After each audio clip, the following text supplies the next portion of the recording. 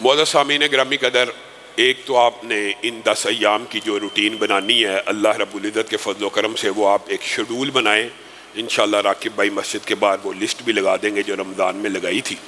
تو آپ نے اس شیڈول کے مطابق ان 10 دنوں کو، ان ایام کو اللہ رب العزت کی تکبیرات، تحلیلات کے اندر گزارنا، اللہ کے ذکر میں گزارنا۔ دوسری اہم بات جو میں آپ سے کرنا چاہتا ہوں وہ یہ ہے، آپ کے سامنے گزشتہ 1-2 ماہ سے معاشرے کے اندر سودی نظام اور سودی بینکاری اور وفاقی شرعی عدالت کے فیصلے سارے کے سارے میں آپ کے خطبات کے دوسرے خطبہ جمعہ میں رکھتا رہا ہوں۔ اب صورتحال یہ ہے کہ وہ جو فیصلہ وفاقی شرعی عدالت نے دیا، اور ہماری بدقسمتی ہے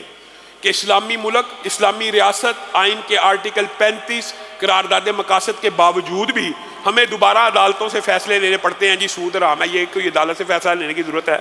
اللہ اور اس کے رسول نے حرام کہہ دیا، اللہ اور اس کے رسول کے ساتھ جنگ کہہ دی، پھر بھی عدالتوں سے اسلامی جماعتوں نے ایک تحریک چلائی، 30 سال سٹرگل محنت کی، فیصلہ پھر اسلامی جماعتوں کے یعنی سود کے حرمت کے اوپر آ گیا۔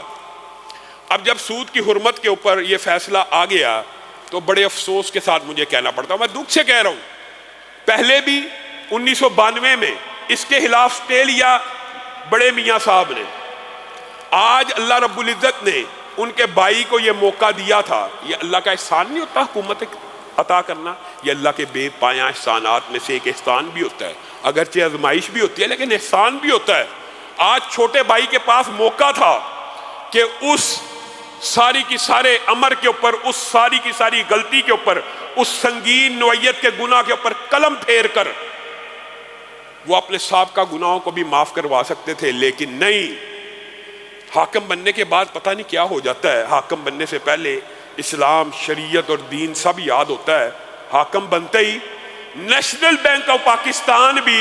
ان 4 بینکوں کے ساتھ پٹیشن میں شامل ہو گیا کہ ہم وفاقی شرعی عدالت کے خلاف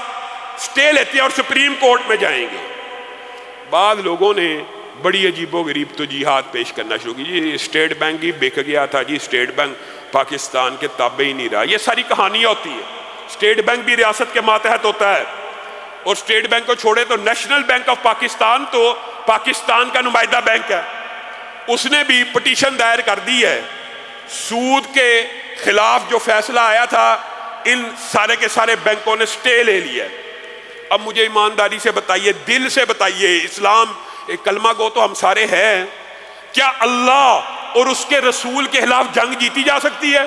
جبکہ اللہ اور اس کے رسول قرآن پاک میں کہتے ہیں کہ اللہ اور اس کا رسول ہی ہمیشہ غالب آئے گا، جنگ میں ہمیشہ اللہ اور رسول ہی کی فتح ہوگی۔ تو کیا پورا پاکستان جو اللہ اور رسول کے خلاف جنگ کرنے کے ارادے سے نکل پڑا ہے، اور یہ جو بینک ہے، نیشنل بینک، مسلم کمرشل بینک، HBL، UBL، یہ سارے اس جنگ میں اللہ اور اس کے رسول کے خلاف خراول دستے کا کردار ادا کر رہے ہیں۔ آپ سب کو چاہیے ان کا بائیکاٹ کریں، جن جن کے اکاؤنٹس ان میں موجود ہیں نکال لیں۔ لیکن جب ہم یہ بات یہ کہتے ہیں تو اس کا مطلب یہ نہیں ہے میرے بھائیوں، یہ نہ سمجھنا، اللہ کی قسم یہ نہ سمجھنا کہ باقی بینک جائز ہیں، ہرگز جائز نہیں ہے۔ لیکن ان بینکوں نے صفحے اول میں رسول اللہ اور اللہ کے خلاف جنگ لڑنے کا فیصلہ کیا ہے، وہ بینک خاموش ہیں، بینک وہ بھی سودی ہیں، حرام کام وہاں پہ بھی ہے۔ اور میرے بھائیوں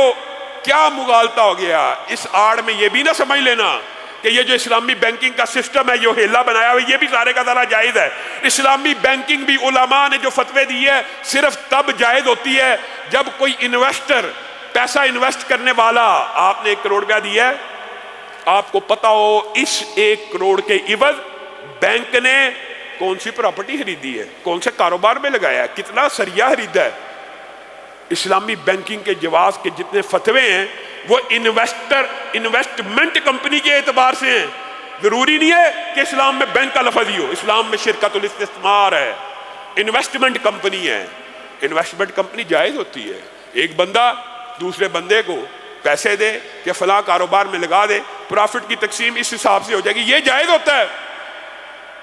لیکن آج کے دور میں جتنے بھی اسلامی بینک ہیں وہ کنونشنل بینکنگ کر رہے ہیں، کوئی انویسٹمنٹ نہیں کرتے۔ آپ سے پیسہ لیا اسٹیٹ بینک کے پاس یا بڑے بینکوں کے پاس، سود پہ پیسے کا کرایہ بھی جائز قرار دے رہے ہیں۔ آج بعد ایسے ہیلے کے ذریعے دکھ ہوتا ہے، صاحب علم، صاحب دین، اور تقوی والے بعض بھی اس ہیلے کا شکار ہو گئے ہیں جی، یہ جو ہوتا ہے جی یہ تو نہیں ہے، پیسے کا کرایہ بھی کبھی تجارت ہوئی ہے؟ 1 کروڑ کے عوض 1 کروڑ کے اوپر 1 لاکھ روپیہ مہینہ ملے گا، یہ پیسے کا کرایہ نہیں ہے بغیر تجارت کے؟ اس کو بھی حرام کرنے کے لیے آپ کو دلائل کی ضرورت تھی؟ ایسے ہیلوں سے بچنا چاہیے، اور تمام عوام کو یک زبان ہو کر ان حوالوں سے اپنی تمام کے تمام لوگوں کو سوشل میڈیا کے اوپر اویئرنیس بھی پھیلانی چاہیے، ان کا بائیکاٹ بھی کرنا چاہیے، اور انشاءاللہ عید کے بعد جو جمعہ آئے گا اس کے اندر آپ سے یہ گزارش بھی کرنی ہے پورے ملک کے اسلام پسندوں سے، دین پسندوں سے، اور آج بھی آئی ہے ضمنی طور پہ کہ یہ جو اسلام کے اوپر شب و روز حملے ہیں ان کے خلاف جب تک ہم ایک نہیں ہوں گے، تنظیم سازی نہیں کریں گے، متفق نہیں ہوں گے، پورے پاکستان کے اسلام پسند اہل توحید اہل حدیث جہاں جہاں ہیں وہ ایک لڑی میں جب تک نہیں پروئے جائیں گے، مرکز سے رابطے میں نہیں آئیں گے، جماعتوں میں واپس نہیں آئیں گے، سیاسی پارٹیوں میں پھرتے رہیں گے، تو آپ کا کوئی والی وارث نہیں۔ انشاءاللہ ہم نے یہ ارادہ اور پلان کیا ہے کہ اللہ رب العزت کے فضل و کرم سے ہم عید کے بعد اس تنظیم سازی کو یہاں سے شروع کریں گے، اسی مرکز سے شروع کریں گے۔ آپ سب احباب نے تب بھی آپ کے سامنے یہ بات میں رکھوں گا، اس کے اندر بڑھ چڑھ کے حصہ لینا۔ آج آپ کے سامنے ایک اہم اعلان اور بھی کرنا ہے۔ ویسے تو آپ کے علم میں ہے کہ مسجد کی تعمیر جاری ہے، اور اس کے اندر بھی آپ سب ساتھی حصہ ڈالا کریں، لیکن آج آپ کے سامنے ایک بات رکھنی ہے کہ افغانستان کے ہمارے بھائی جن کے اوپر زلزلہ بھی آیا، مصیبتیں بھی سہی، 20 سال سامراج کا پوری دنیا کی قوت اور طاقتوں کا مقابلہ کیا، آج وہ زلزلے کا شکار ہیں، آج وہ مجبور ہیں، آج وہ بے بس ہیں، آج وہ بے کس ہیں۔ آج ان مسلمان بھائیوں کے لیے بھی مدد کی ضرورت ہے، اور انہوں نے اپیل کی ہے پوری اسلامی دنیا سے اور غیر اسلامی دنیا سے بھی۔ اور میں یہ بھی کہنا چاہتا ہوں ان مظلوموں کے اوپر، وہ جو بینکوں کے اوپر پابندیاں لگا کر تم نے کیا لے لیا، ان کے اوپر سے پابندیاں بھی اٹھانی چاہیے، اور آپ خاص کر پاکستان کے مسلمانوں کو ان بھائیوں کی ہر صورت مدد کرنی چاہیے جس طرح بھی ہو سکے۔ کپڑے کی صورت میں افغان ایمبیسی نے بھی اعلان کیا ہوا ہے، وہ نمبر بھی موجود ہیں، لیکن یہاں پہ ہمارے دوست ہیں